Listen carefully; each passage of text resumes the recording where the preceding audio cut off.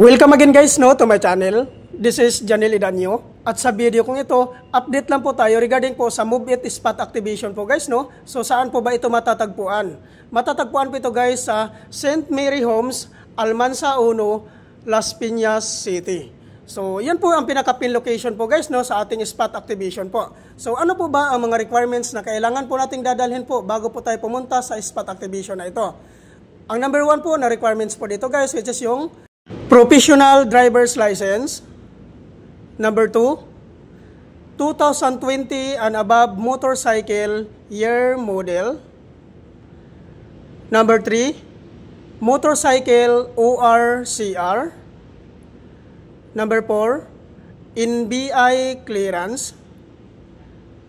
At number 5, police clearance.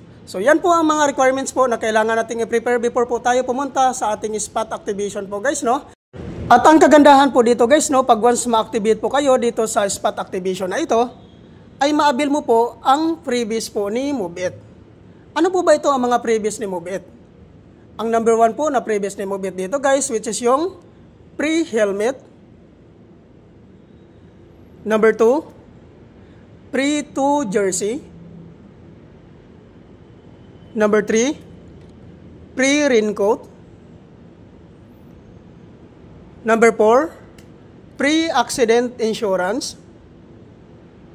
At number 5, free 2 weeks zero commissions. So yun ang mga previous po na binibigay po ni Move It po guys pag once ma-activate po kayo dito sa spot activation na ito. Ano po ba ang tinatawag na 2 weeks zero commission?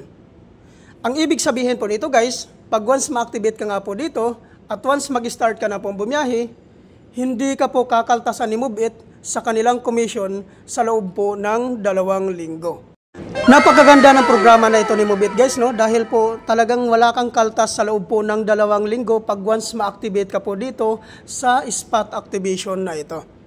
Kaya po wag nyo na pong palagpasin ang pagkakataon na ito guys kung ikaw po ay isang professional driver's license holders po na gusto pong maging isang part ng Move It Rider, pumunta lang po kayo sa pin location na ito na St. Mary Homes, Almansa 1, Las Piñas City.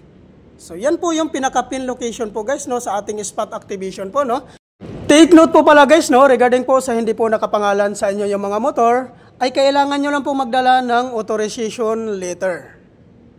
At hingian nyo po ng 1 valid government IDC owner at ipotocopy nyo po, papirmahin nyo po ng 3 beses sa baba. At tungkol naman po doon sa mga sikahan po na pagkabili ng kanilang mga motor, ay kailangan nyo lang po magdala ng deed of sale. Kailangan po guys, naka-notarize po yun. Ano po ba ang age qualification na pwede po mag-apply sa spot activation na ito? Ang pasok po dito guys, which is yung 20 to 55 years old. At regarding naman po sa 56 to 60 years old, ay kailangan nyo lang po magdala ng medical certificate. Kailangan po guys, fit to work. Ayan po guys wag nyo na pong sayangin ang pagkakataon na ito na sumali sa spot activation na ito dahil napakaraming freebies po dito guys.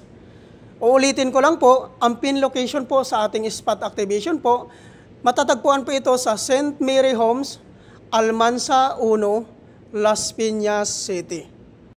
Sana po guys, malaking tulong po ang update ko na ito sa inyo at sana po hindi po kayo magsawang sumuporta sa aking YouTube channel at lalong-lalo na po sa aking FB profile. Thank you for watching.